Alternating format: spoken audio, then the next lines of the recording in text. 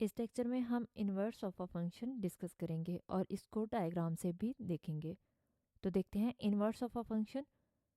Late f be a one to one function, यानी f हमारे पास एक फंक्शन है जो कि वन टू वन फंक्शन है from x onto y. The inverse function of f is denoted by f inverse. Inverse of a function को हम किससे डिनोट करते हैं? इस साइन से। एफ इन्वर्स कहते हैं इसे। Is a function from y onto x. यहाँ पे देखें कि ये रिवर्स हो रहा है। पहले फंक्शन f क्या है? वो x टू y है, तो ये f इनवर्स क्या होगा? y ऑन टू x होगा। And is defined by x is equal to f inverse of y for all y belongs to y। ये तभी पॉसिबल है इफ एंड ओनली इफ, अगर y इक्वल हो f of x के, for all x belongs to x। अब इसको समझ लेते हैं कि ये क्या है। बेसिकली हम इसके बारे में जानते हैं कि y is equal to f of x. तो ये क्या है कि एफ ऑफ एक्स हमें एक फंक्शन x की हर वैल्यू के लिए, ऐसा फंक्शन जो x की हर वैल्यू के लिए, जो कि x कहाँ से है? कैपिटल X से। x की हर वैल्यू के लिए हमें एक y वैल्यू मिले, तो ऐसे हम फंक्शन को क्या कहते हैं? हम वन टू वन फंक्शन कहते हैं। और ये फंक्शन क्या है कि x की हर वैल्यू के लिए एक इमेज मिले हमें, जिसको हम y का नाम देते हैं। अब यहाँ पे देखें कि इसी तरह से y एफ इनवर्स में y की हर वैल्यू के लिए हमें x से एक वैल्यू मिले, यानी एफ इनवर्स में जो फंक्शन यहाँ पे डोमेन था, इसमें डोमेन था वो रेंज बन जाएगा, और जो रेंज है वो डोमेन बन जाएगा। यहाँ पे क्या था? x की हर वैल्यू के लिए y की एक वैल्यू मिले, और यहाँ पे ये होगा कि y की हर वैल्यू के लिए x की एक वैल्यू मिले, यानी एक इमेज मिले। यहाँ पे एक्स वाई डोमेन होगा और एक्स रेंज होगा। इसको हम डायग्राम से देखते हैं। तो यहाँ पे देखें कि हमारे पास एक एक्स सेट है और दूसरा वाई है। तो यहाँ पे एफ फंक्शन क्या होता है, जो हम शुरू से पढ़ते आ रहे हैं।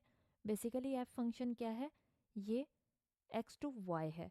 तो इसमें एक्स की हर वैल्यू के लिए हमें यहाँ पे वाई से एक वैल्यू मिलती है, जिसको हम इमेज ऑफ एक्स कहते हैं।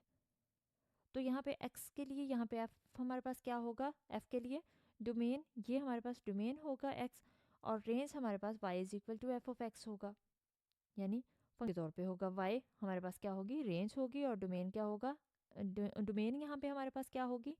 x हमारे पास एज अ डोमेन होगा, और y हमारे पास एज अ रेंज होगा। ये फंक्शन f के लिए। लेकिन एफ इनवर्स के लिए क्या हो जाएगा कि y की हर वैल्यू के लिए हमें x की एक वैल्यू मिले। तो इसका मतलब कि डोमेन हमारे पास क्या होगी? y हमारे पास डोमेन होगा और x हमारे पास रेंज होगा। The inverse function reverse the correspondence. ये क्या है? रिवर्सिस क्रॉसपोंडेंस है ऑफ द ओरिजिनल फंक्शन। यहाँ पे देखिए कि जैसे ओरिजिनल फंक्शन हमारे पास क्या होता था? x is equal to y is equal to f of x, यानी x की हर वैल्यू के लिए यहाँ से हमें y की एक वैल्यू मिलती थी। लेकिन अब ये क्या होगा? ये रिवर्स होगा कि y की हर वैल्यू के लिए यहाँ से हमें x की एक वैल्यू मिले, तो इसको हम कहते हैं एफ इनवर्स। तो इसका मतलब है एफ इनवर्स ऑफ y क्या होगा? वो x के इक्वल होगा, जब एफ ऑफ एक्स इक्वल होगा y के। अगर यही हम यूज़ करते हैं तो यहाँ पे देखें ये f है, दूसरी साइड पे लेके जाएं एफ इनवर्स हो जाएगा, यहाँ पे सिर्फ x बच जाएगा। तो यही चीज़, इसी से ही ये चीज़ आई है।